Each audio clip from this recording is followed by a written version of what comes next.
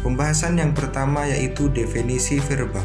Verba atau kata kerja merupakan kata yang menyatakan suatu perbuatan, perilaku, keberadaan, pengalaman, atau pengertian dinamis lainnya. Bisa diartikan juga bahwa verba adalah kata kerja yang biasanya diikuti oleh subjek. Kata kerja pada umumnya menjadi predikat dalam suatu frasa atau kalimat. Ciri-ciri kata kerja: sering dilekati imbuhan, mentambah antar menjadi mengantar, bertambah tamu menjadi bertamu, ditambah ajak menjadi diajak. Dapat diikuti dengan kata sedang, akan, sudah, telah, belum, hendak. Seperti sedang belajar, akan mandi, sudah selesai, telah pergi, belum sempat, hendak bekerja. Dapat dinegatifkan dengan kata tidak, seperti tidak bekerja, tidak mengalah, tidak berusaha, tidak berpikir.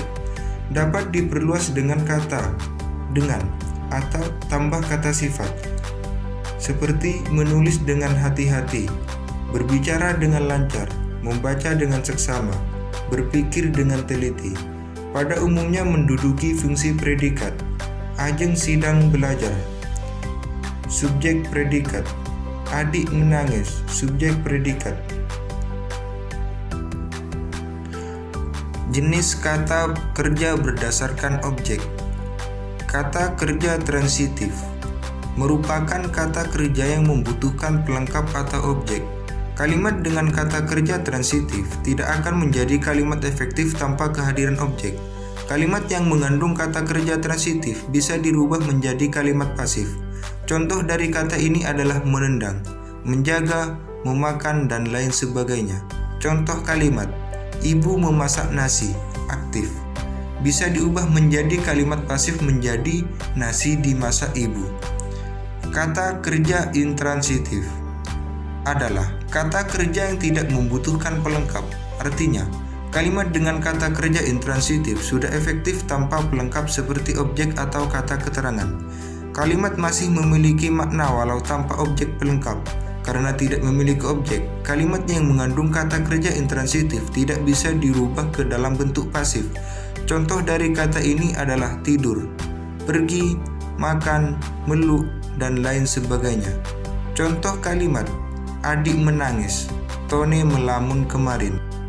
Kata kerja berdasarkan subjek. Kata kerja aktif adalah kata kerja di mana subjeknya berposisi sebagai pelaku. Biasanya kata kerja aktif memiliki imbuhan me atau ber. Contoh dari kata ini adalah meminta, memasak, menanak, bertengkar, berlari, berjalan, dan lain sebagainya. Contoh kalimat: Ani menyapu teras, Bapak pergi ke bengkel. Kata kerja pasif. Kata kerja pasif kebalikan dari kata kerja aktif. Kata kerja pasif ini adalah bentuk kata kerja yang subjeknya dikenai suatu pekerjaan. Biasanya kata kerja aktif memiliki imbuhan di dan ter. Contoh dari kata ini adalah dimakan, diminum, dipikul, dicium, tertelan, tersingkir, terlarang, dan lain sebagainya. Contoh kalimat: sawah diairi oleh petani, ternak di desa maju teracuni air limbah. Pembahasan selanjutnya yaitu jenis kata kerja berdasarkan bentuk. Kata kerja dasar. Kata kerja dasar adalah kata kerja yang tidak memiliki imbuhan atau merupakan kata dasar, baik awalan, akhiran, akhiran, atau sisipan. Kata kerja ini menjadi dasar pengembangan kata yang lebih besar.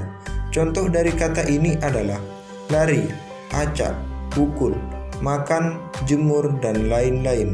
Contoh kalimat: kakek minum air dari kendi, pedagang itu jual pisang seharga Rp5.000. Kata kerja turunan. Kata kerja turunan adalah kata kerja yang telah mendapatkan imbuhan. Kata kerja ini telah mengalami afiksasi, reduplikasi, gabungan proses atau berupa paduan leksem. Kata kerja turunan bisa dibedakan menjadi 5 kelompok. A. Bebas afiks wajib. Kata yang harus mempunyai afiks supaya berfungsi sebagai kata kerja. Jika dipisahkan dari afiksnya, maka kata ini dapat menjadi jenis kata lainnya. Contoh: melebar, mendarat, bersepeda. B. Bebas afiks mana suka.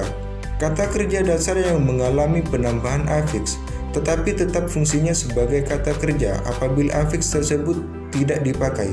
Contoh, memakai, melompat, bekerja. C. Terikat afiks wajib. Contohnya berjuang, mengungsi, bertemu, berpisah. Reduplikasi. Kata kerja yang mengalami pengulangan. Contoh, berputar-putar, melompat-lompat, bergoyang-goyang, dan lain sebagainya. E. Majmuk.